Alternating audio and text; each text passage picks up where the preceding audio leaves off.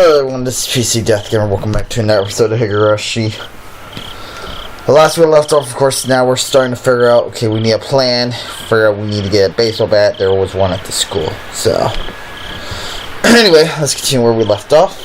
My parents were still talking about work. It didn't look like it was going to end anytime soon, so I cut in. Sorry to interrupt. I have something I want to talk to you about. I never started off a conversation like that before. So my parents were both startled. They stopped talking and turned towards me. What is it, Keiichi?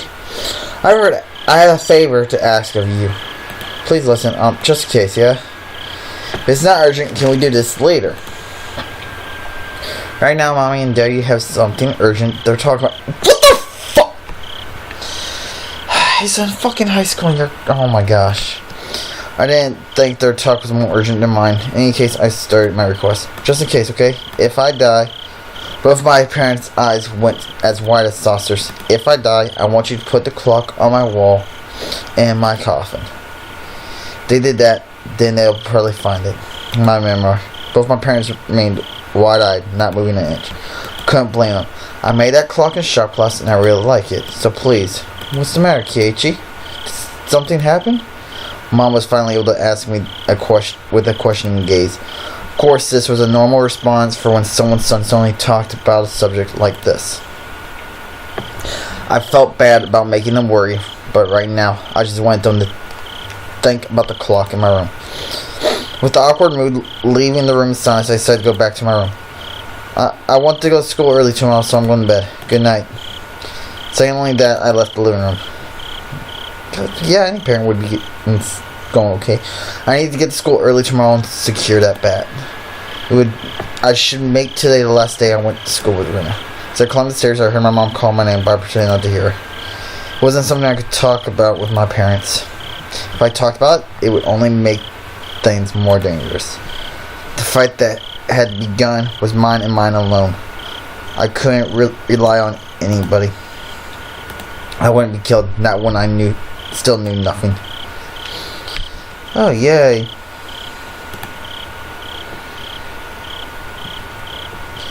Don't tell me that's the end of the chapter. No, because I didn't get an achievement. Yay! Come on. Give me the next thing. You receive new tips. Not fun. So that wasn't it. There it is. Okay. Chasing shadows. Yay! So we get another tip. I'm feeling so hot. Listen. Keiichi's been feeling down lately. Maybe he's not... maybe he's in a bad mood. I wonder. Maybe he's on his period. What? Me-chan, that's gross. Really laughing at such a sick twist. It's a joke. What do you think? Don't know. Could be that Keiichi, maybe. I don't know. That day Keiichi was in that car talking to some tubby middle-aged guy, right? Yeah, no mistake. That Oshi, who probably fed him something fishy. He was so serious. Keiichi's face was so pale. You see, you might not know this, but he's actually the messenger for Shiro. Huh? What do you mean? Whenever he shows up, someone is demoned away. No lie. Oh, is that so? The year before last, when Rika's mom drowned, right? Right before that, she was visited by Oshi. Now that she mentioned it, it happened before, or such, she transferred out. Transferred? You're so sweet, Rina. So this time, he's appeared before Keiichi. So Keiichi's going to be demoned away too. And the empty silence hung in the air, and then it was suddenly interrupted. Okay, so they're saying Oshi... by a lot of laughter. So they're saying Oishi's the one that does it. Yeah, Oishi's saying it's them. Okay, that's something that they didn't put into the anime. Oh, whatever. Continue. Going to the next part. Yay! So now we're... oh, damn, bright light. This is the first time I ever woke with such clarity. It was 5:59, just moments before my alarm would go off. I was amazed at the precision of my internal clock. I had made preparations for the next day of school before I went to bed. I changed quickly and decided descended to the deserted lower floor. It appeared that my mom was still asleep. Near breakfast nor lunch was ready. Yesterday I just unlately declared that I would be leaving early today, so it couldn't be helped. I slathered jam on some bread and topped it with instant coca. Just as I was finishing up breakfast, Mom rose groggily from her slumber. "My Keiichi, you're up early. Is there some sort of school event?" "Not really." Answering bluntly, I picked up my bag and stood after stuffing 2 slices of bread down my throat. "You're leaving already? What about lunch?" If you don't wait a bit, I can't make it. If I waited for her to make my lunch, then it would end up being the same time as usual. If I did that, it would raise my chances of running into Rena and Mion on the way. Yes, from today onwards, I was going to go to school alone. I'll be fine for today. Then what will you do for lunch? I'll slip out and buy some bread or something at the store. Really? Then here's some lunch money. Be sure to bring me back the receipt. I took the 1,000 yen from Mom and slipped it into my pocket. If I remember correctly, 1,000, let's see, 100's one.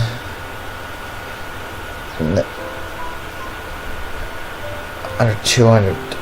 I want to say that's a $10 bill. I'm not entirely sure because I don't know how Japanese money and American money work in currency. I know 100 is $1, but I don't know from there. It's pretty early. Is Rena up this early as well? Not just me. Did you tell Rena that you're leaving early? I have no reason to tell her every little detail, now do I? Finding it difficult answering the onslaught of questions, I made an annoyed face. Tell Rena I went ahead and she comes. Keiichi, wait. It's not that I didn't trust my parents, I just couldn't rely on them. They couldn't help me. I could only hope that they didn't get involved. It was safer that way.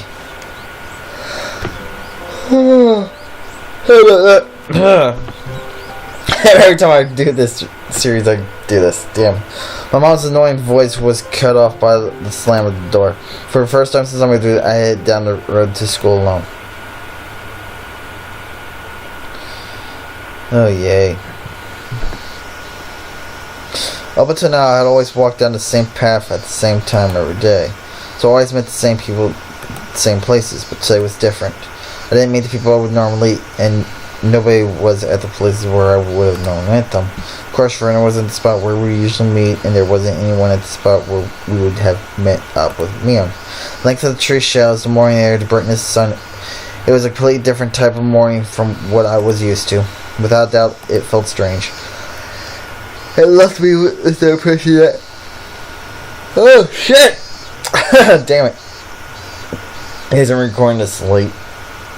Later than I should, but oh well.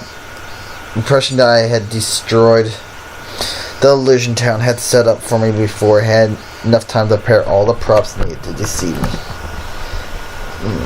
My Keiichi, you're so early today. Is everyone being early this morning? The person who called on me was someone we always passed by on our way taking a walk along the edge of the fields. Their name was, I forgot. Of course, this wasn't the spot where we usually pass each other.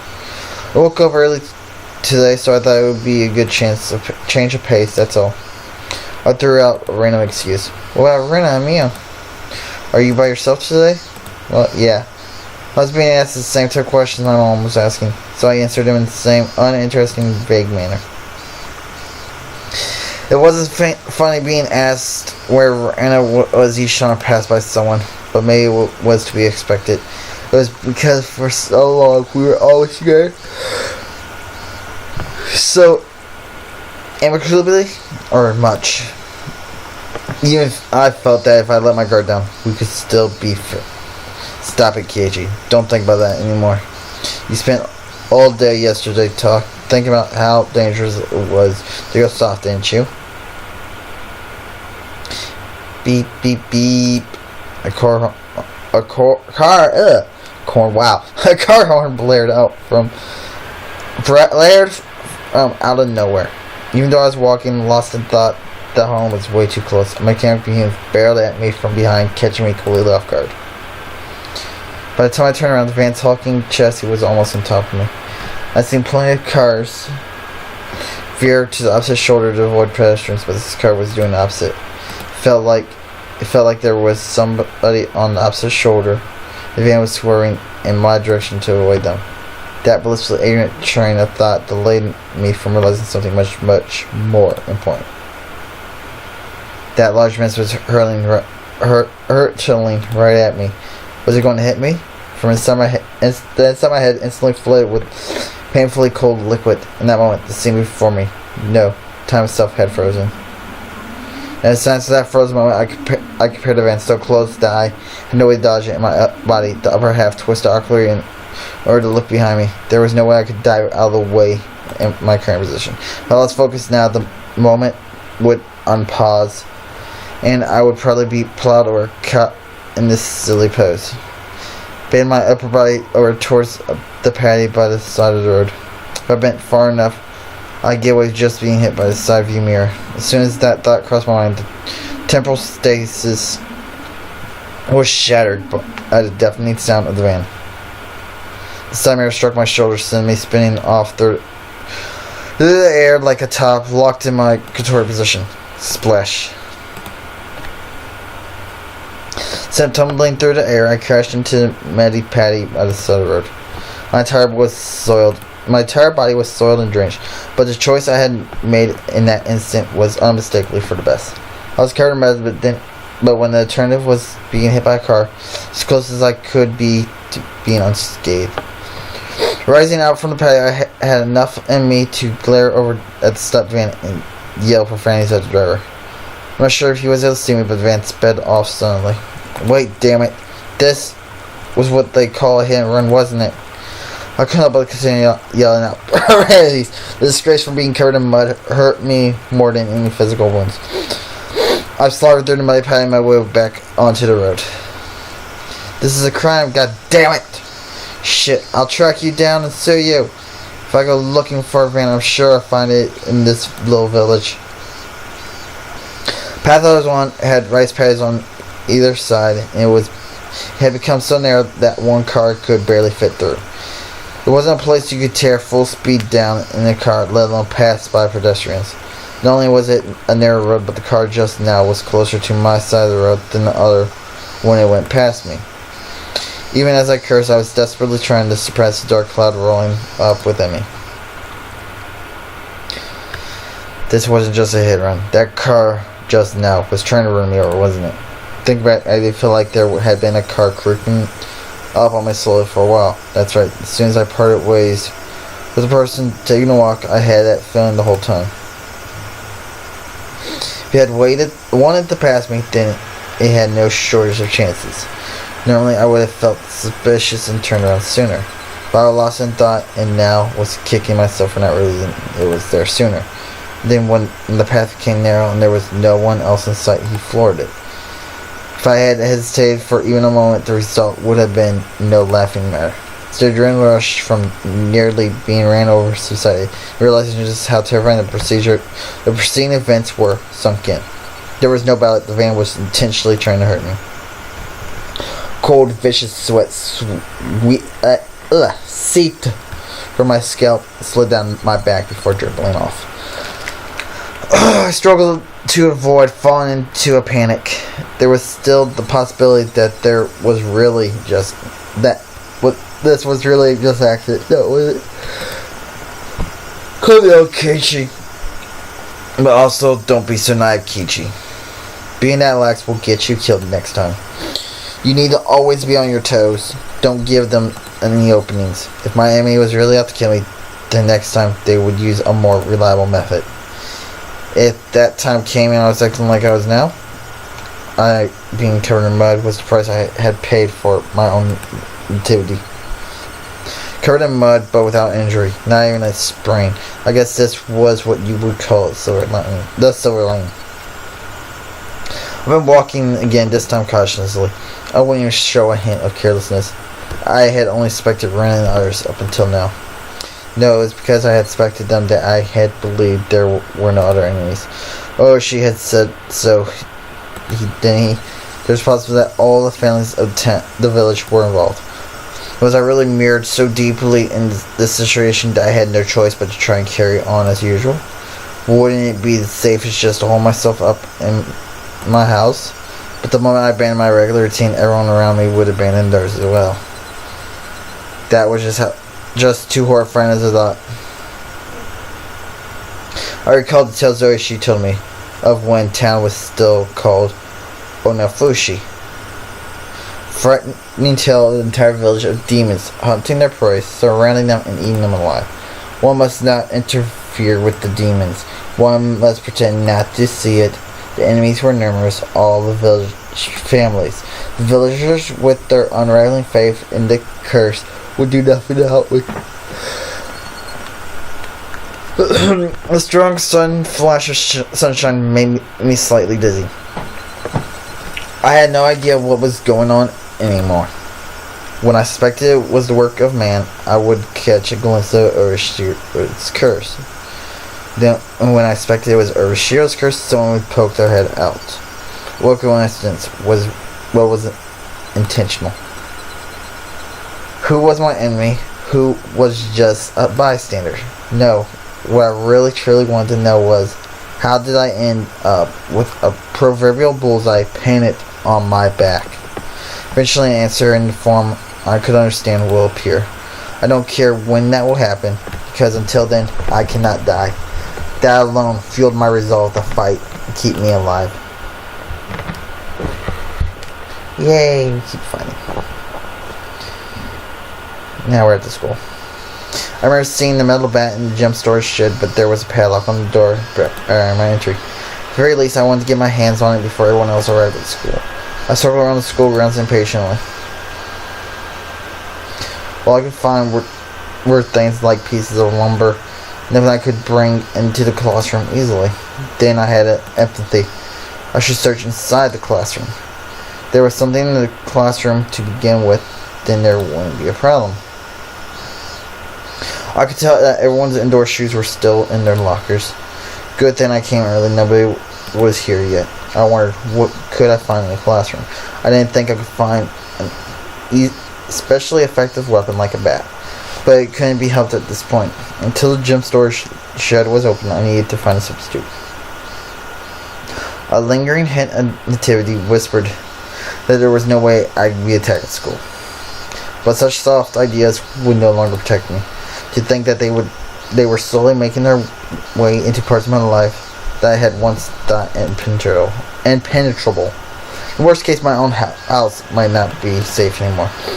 That was an incredibly frightening thought. But I believed that, not considering the worst case scenario, would have been even more frightening. Anyways, I will survive. So long as I live, then I will definitely be able to escape this labyrinth of nonsense. Definitely.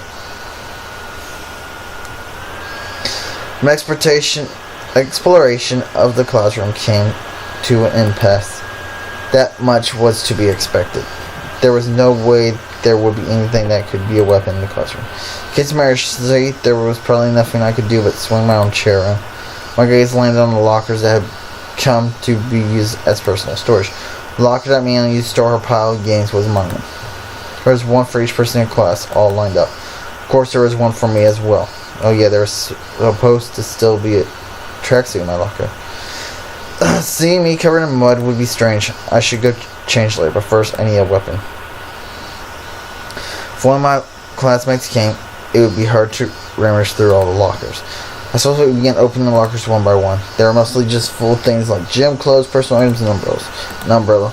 If I couldn't find anything better, then this would have to be my weapon. I thought to give up on finding anything decent until when I opened the lock that held exactly what I wanted. It was without a doubt a metal bat. It was well worn and pretty beaten up, but there was no doubt it was unusable. In that locker that reeked of mold, there also hung a baseball uniform. It's probably the locker of a student in a Pee-wee league or something like that. If that was the case, then he'd probably ask for it back. At the time, I could hear voices of children sniffing their way noisily in from the hallway. Amongst them, I could hear Rika and Sakato. Good morning. My, you're quite early this morning, Keiichi. I nonchalantly hid the back while I was holding behind my back. What's with your outfit? You're covered in mud. Yeah, I had a little incident. I'm going to change now, so cut me some slack. With that said, I began taking off my clothes. Dr. began to blush as I expected her to. Stranger friendly, have you no tact at all? I would think that at least staring at someone who was changing would be the one lacking in tact. There's no changing room for the boys, so just deal with it. As Dr. feigned disgust, she went into the hall still blushing. Conversely, Rika continued to stare at me, preparing to change.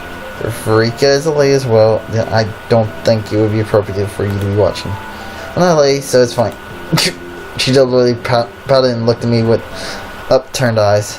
Then, starting now, you're a lady. If I'm a lady, then I suppose I must. Rika, appearing to be satisfied with being considered a lady, made her way to join Sakato in the hallway. Just as I breathed sorry, Rika stopped suddenly and turned back toward me. Are you going to start playing baseball? Seeing that Rika had noticed the bat. Yeah, I was feeling a bit out of shape, so I thought I'd just try practicing my swing. I think it's rough for you're taking care of your health. She was talking about an old lady despite her appearance.